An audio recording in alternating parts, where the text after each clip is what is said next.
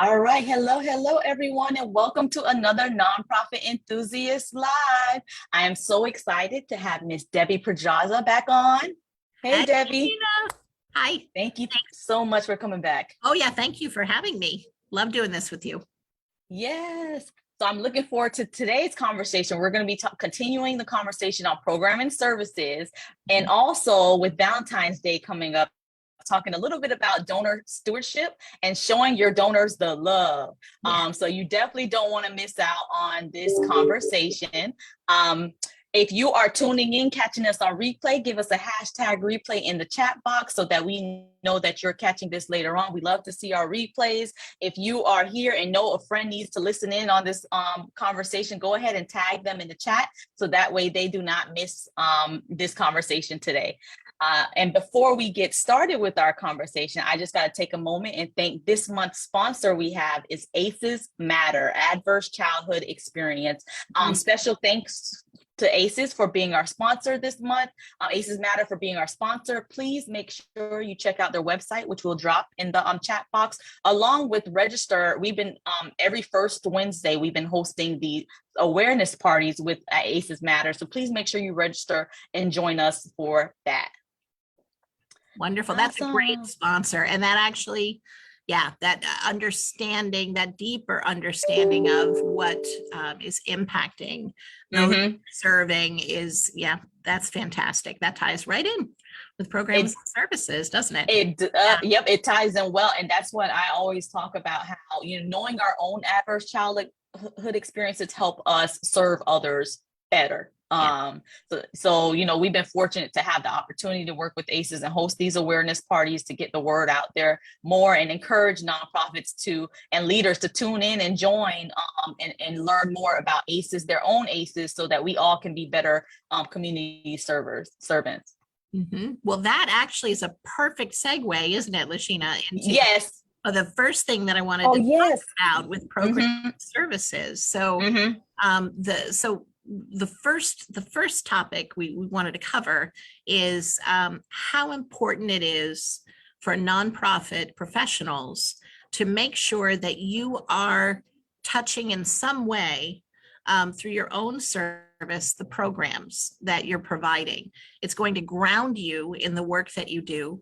And it's going to create authentic experiences that you can then share with the donors about the impact that their support is providing. So let me give you an example of what I mean. Here at the Foundation for Orange County Public Schools, we grant fund Read to Succeed. Read to Succeed is a program that works with pre-reading skills, foundational skills with kindergartners. It works on building vocabulary and a home library with first graders, and it works on building fluency skills with second graders.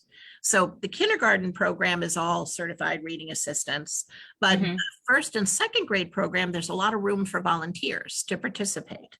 So I have for years now volunteered in the first grade program.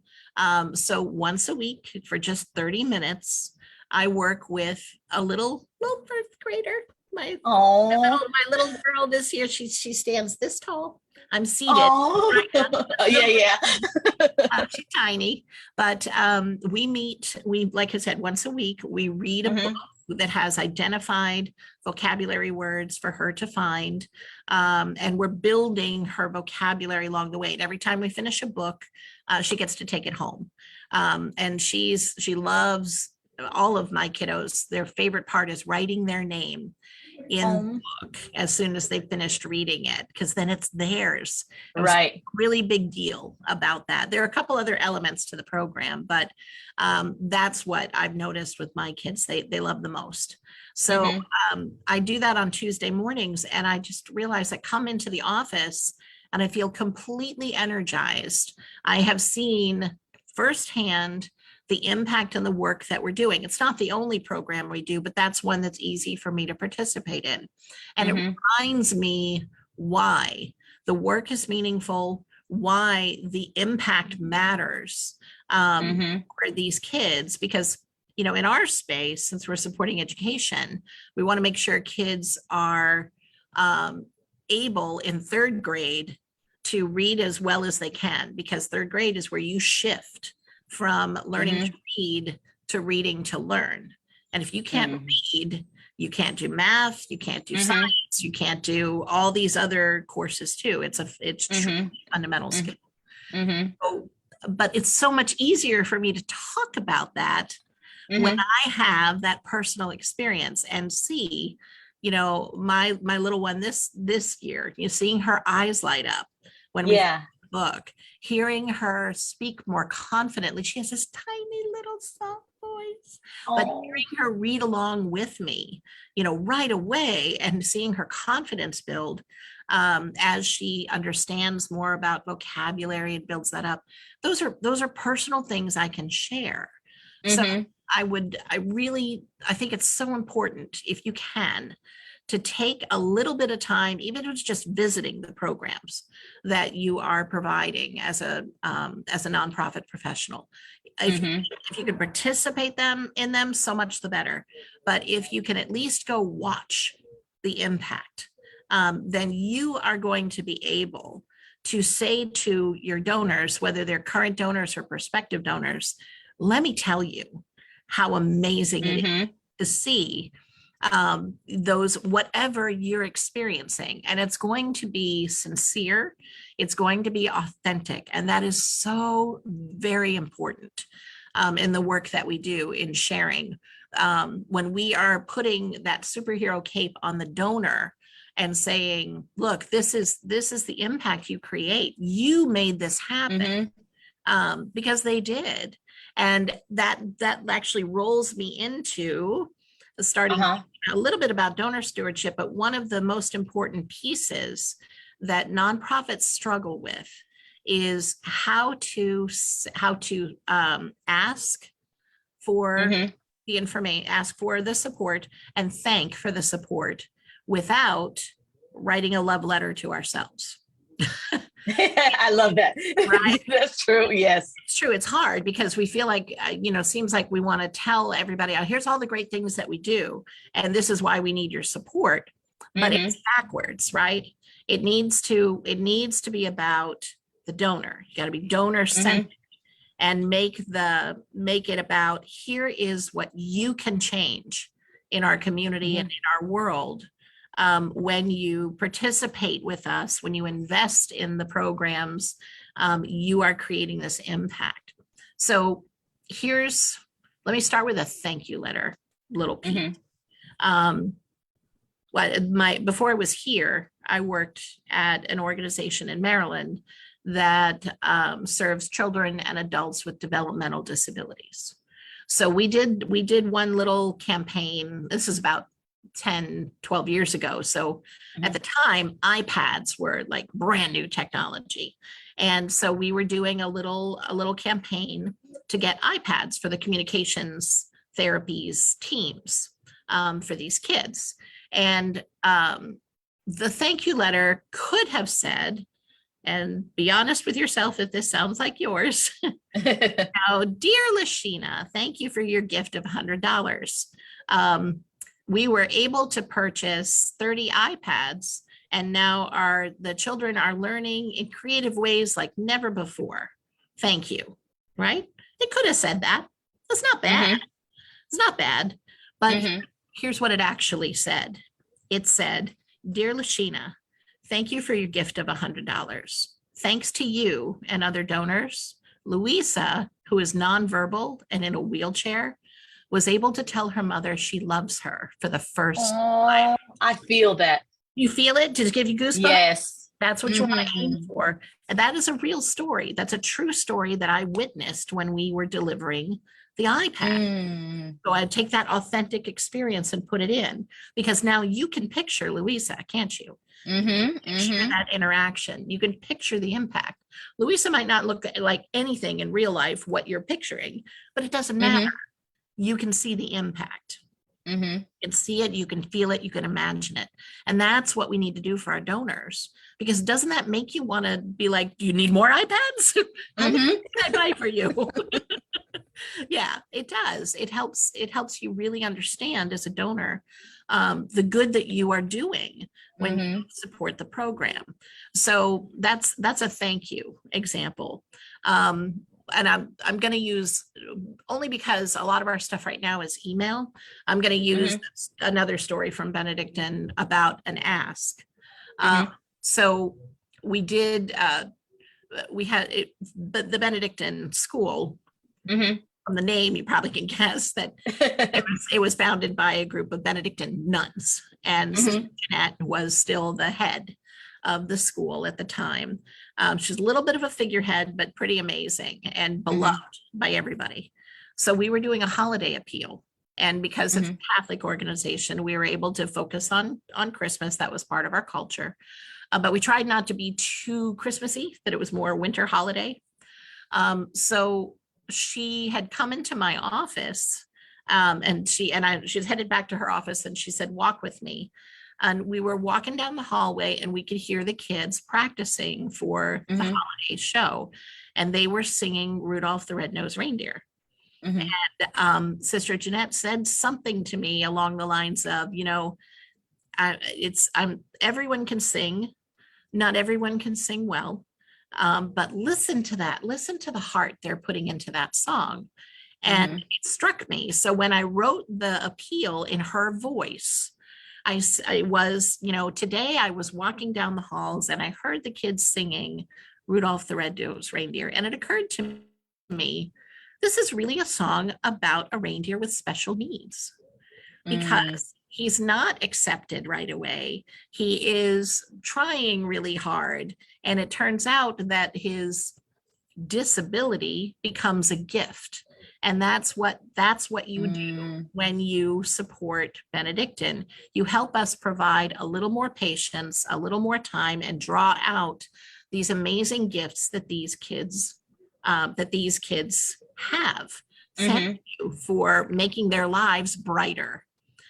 So I hope when you hear Rudolph this holiday season, you'll remember the kids at Benedictine and how Wow. you are making their lives shine. So again, we, get that story, get that authentic experience in there and help the donor understand the impact that they are making. So it's on both sides, but we're really, especially on the thank you side. Mm-hmm. Here's a little rule of thumb. These numbers are a little bit old, but they still hold. Um, it will cost a nonprofit organization on average about 35 cents to raise $1 from a donor who's given before. Mm-hmm. But it's going to cost you about $1.15 to raise $1 from somebody new. Mm-hmm. You want to keep those and retain your donors as best you can. So once they've already made a gift, that's stewardship. The thank you letter is the first piece. But then the opportunities for them to participate in the program and understand the impact become extremely important. So with Valentine's Day coming up, we had said we wanted to talk a little bit about how you can do some love for your donors, but I wanted to pause for a moment just to see if you had any questions, Lashina, or if there's anything Mm-hmm. up in the chat.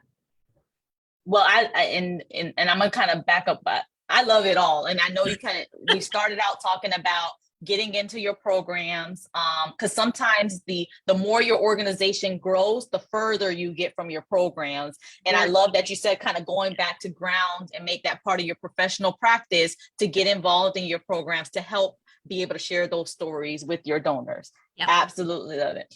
And I love the way you gave an example of, okay, there's that thank you letter. We got $100, we got the iPads, whichever, but then really breaking down what this really means. We got $100, and Louisa was able to say, I love you for the first time to her mother. And I felt that when you said that. Yeah. And I just think about, so what recommendations would you have? Because a lot of times, let's say and I'm thinking about more of our new organizations that may have started, and the executive director is the fundraiser, the program, is wearing a lot of hats, and it's hard to kind of step back and really remember these stories, or not even remember, being able to articulate these stories. Yeah. What recommendations would you have for those individuals who are trying to figure, like, yeah, your brain instantly think $100, we did this with it. When no, it is more to that. But what recommendation you have for them to be able to capture that, even if it's not themselves? What role is that to help support them in doing that, and what does that look like? Yeah. So remember, we've talked before about objectives, methods, resources. Yes.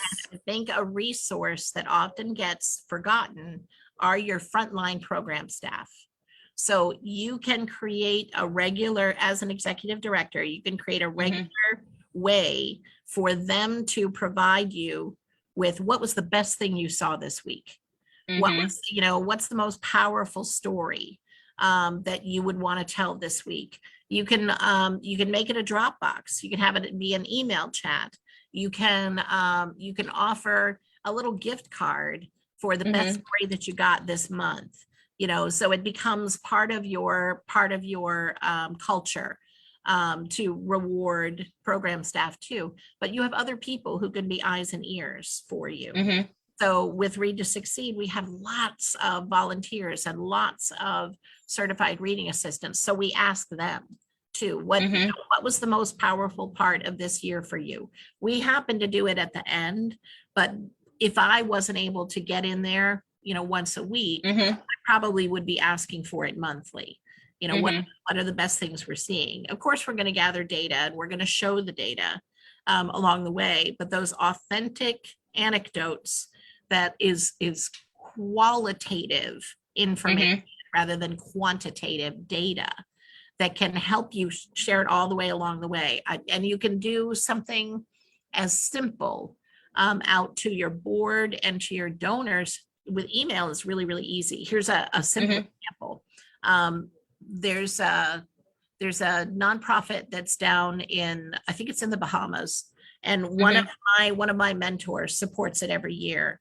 And when the hurricanes came through, she got a simple email from the executive director that they'd done a campaign for a generator.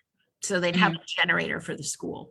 And when the hurricanes came through, she got an email from the school director that said, the lights stayed on, your children are safe. Thank you for making sure we had that generator. Short little email. Wow. Right? Isn't that powerful? Yes. So, if you're gathering from your frontline staff, so you've got the information to share at any given moment, you're giving timely, immediate, fresh, qualitative stories. And when they're your own, that's even more powerful, but it still works from the frontline staff. So your program staff who are working every day, your boots on the ground people, ask them to share with you what they're seeing. So another example I can give there's a boy at Benedictine who didn't speak much, but it turns out he's an incredibly talented photographer. And I found out because one of the program staff members, I said, how are you doing? What did you guys work on today? And she just happened to share. She's like, I went out with, I'll call him Brett. That's not his name, but we'll call him Brett. I went out with Brett today and I was frustrated because he just sat in the marshes we were supposed to be out on this tour, and he just sat down in the marshes for 6 hours and didn't move. And I thought, oh, great. How am I going to get him back on the bus? But he did have his camera with him, and finally he was ready to go. And he showed me what he'd captured on his camera. And they were the most beautiful close-up photos of various birds that had come along past him because he was sitting silently and quietly. One of those pictures of a seagull actually ended up in the Audubon Society's magazine. So, wow. Yeah. So, hidden gifts and just asking what happened today. What are you most proud of today? What'd you see in terms of impact today? So sometimes at Benedictine, it was simple as, Luisa using that iPad, or Will, brushed his teeth by himself for the first time. But those are major accomplishments. So what's your program? what's happening in your program? What impact are you trying to create? What are the milestones along the way to that impact? What are you most proud of that your donors could be proud of too? And then make sure you do it, you say it in a way that they can be proud of it. They're not proud of your work. They're proud of the impact that they made possible by investing in your program, right? Put the superhero cape on them. Yeah. Love that. Yeah. Wow. I really love that, especially with Valentine's Day coming up. Think about how you can show love to your donors, and show them that impact. And I love that you provided those examples of, it's easy to just say, okay, the quick, 100 iPads did this, but being able to go beyond. And I always like to talk about, even in that phase, when you're getting ready to solicit and make the ask, number one, the same things in the stewardship phase, when you know what's kind of going on with your programs and service, your ask is different. Yes. The way you ask is different as well. Yeah. You're informed, right? And you're coming from a place of authentic knowledge about what's happening. And that authenticity, that transparency is critical to how your story is received. So yeah, it's you gotta find ways to connect with your programs. And if you don't have time, and that's okay, I understand that. Then connect with your program frontline staff. And in terms of giving donors love, how are we doing on time, Lashina? We're doing pretty good. We have about, I'll say 5 to 7 more minutes. Okay, great. So here's 2 things that you can do depending on where you are and the level of your sophistication with your nonprofit. The first thing you can do is send them a Valentine with a story about, here's the impact you've created so far this year. So a quick little Valentine. It could be an actual card if you want to do it that way. It can be an email to them, and you can use things like, I really like paperless post. Paperless post can, just for a few dollars, can send out hundreds of custom cards. They look like cards on your computer, but they go by email, and they have all kinds of designs. You can change the language, but you can send, it looks like an actual fancy Valentine card, sending your donors some love. So that's one thing that you can do, either by on paper if you really want to, because that's very special. People don't do as much on paper anymore. But if cost is an issue, paperless post is a great way to get a very similar personalized feeling, because it lets you personalize each one. So those 2 things. And then something we like to do, we're getting ready to do, is we're going to do a thankathon to our donors around Valentine's Day. Not on Valentine's Day, because hopefully everybody's out doing something with their love, but around that time, where we're going to call individual donors just to say thank you for providing the support that they do, checking to see if they have any questions. If we get them on the phone, we'll share some stories that we've gathered about the impact. But just that, create a little bit of surprise and delight. Because how many times do you get a phone call from a nonprofit where all they're doing is saying, just want to say thank you, right? And every time we do it, we get plenty of people who are like, what? That's it? Right. Yeah, we just want to say thank you. We really appreciate your support. You're making great things happen. So that's all.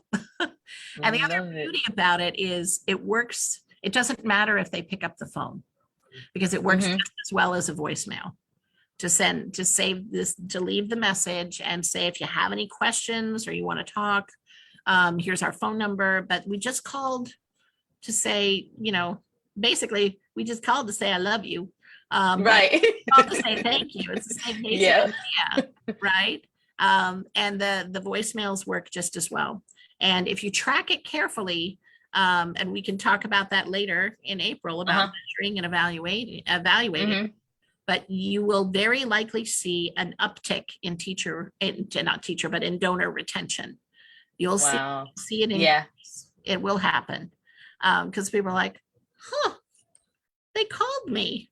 So Yeah. yeah, Yep. it's, it's, we all could use some more appreciation, right? And recognition for what we do. So if three, let's say, we call them, you call them, and someone else who's listening calls them, so they get 3 phone calls. Fine. Right. That's going to increase their philanthropic desire. Uh-huh. Right, right. One of those things we can all do. It doesn't have to be a unique idea.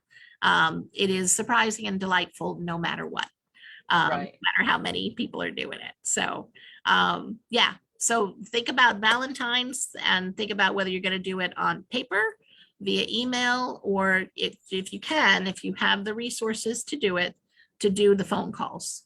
So, and that Love it. is, I will say, that's one other thing that executive directors can do when they Mhm. once a month, when they have those stories coming in, you can identify your top 10 donors, Mhm.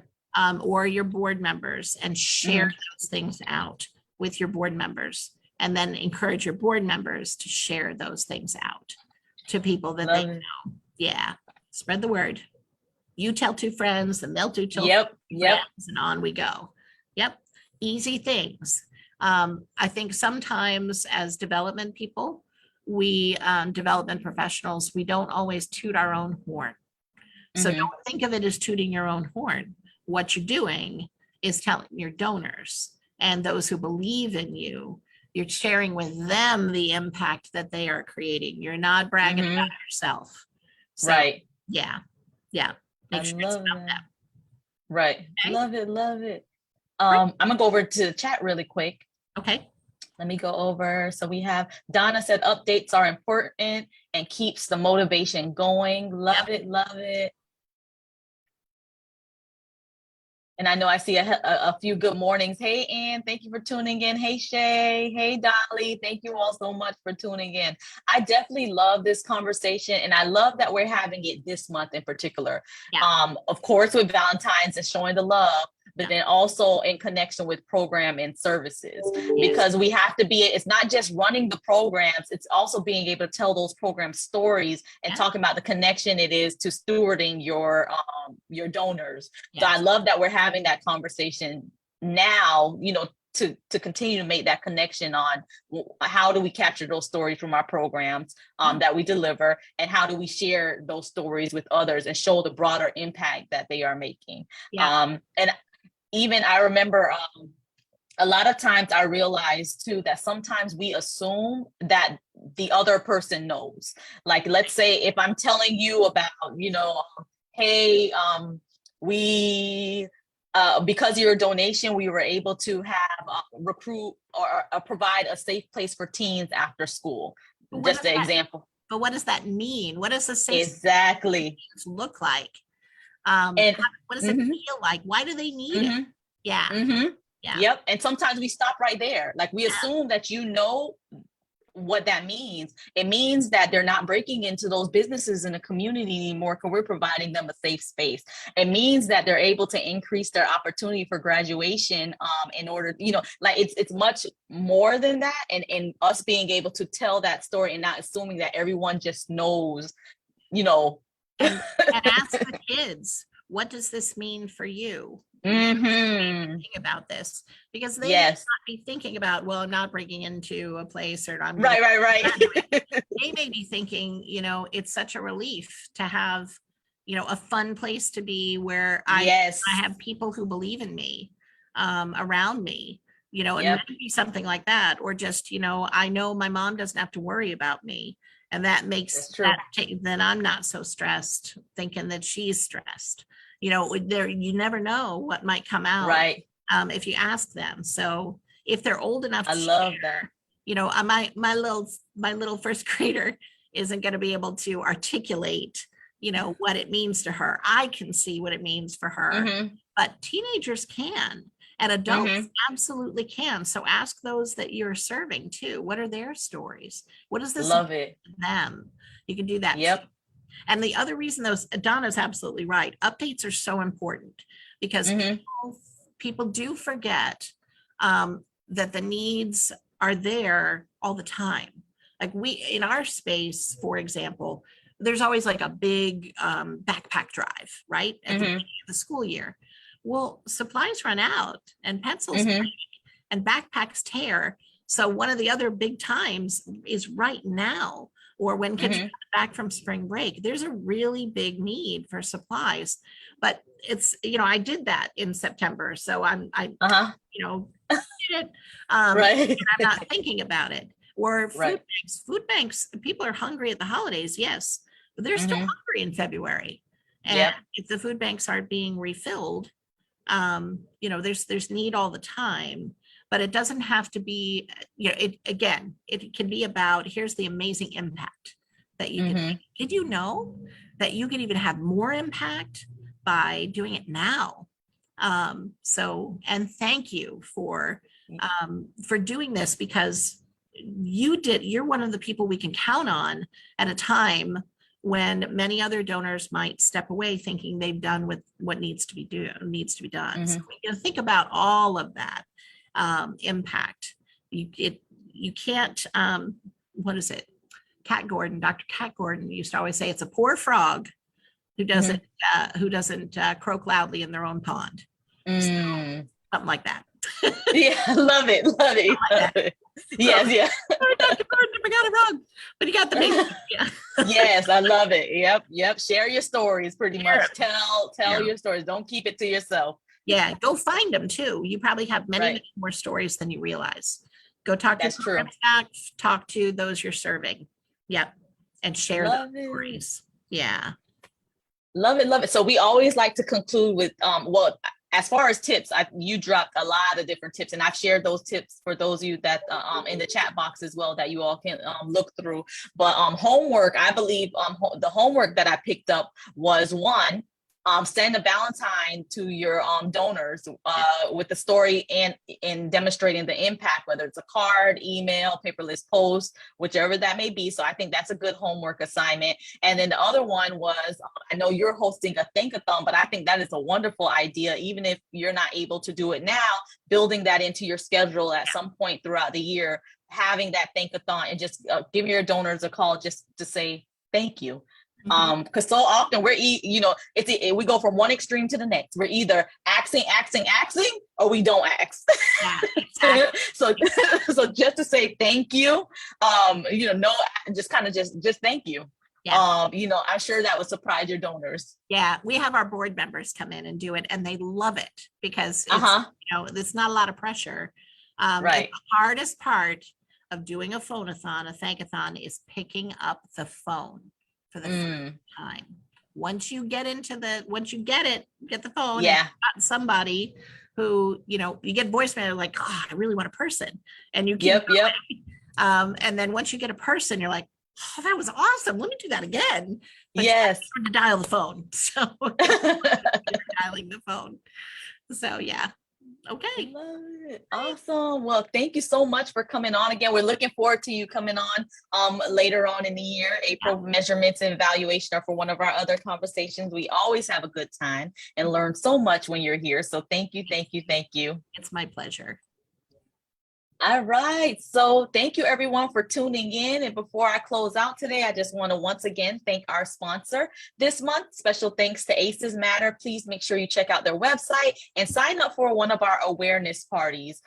We're looking forward to seeing everyone next week, and have a great week. Rest of your week, everyone. Bye.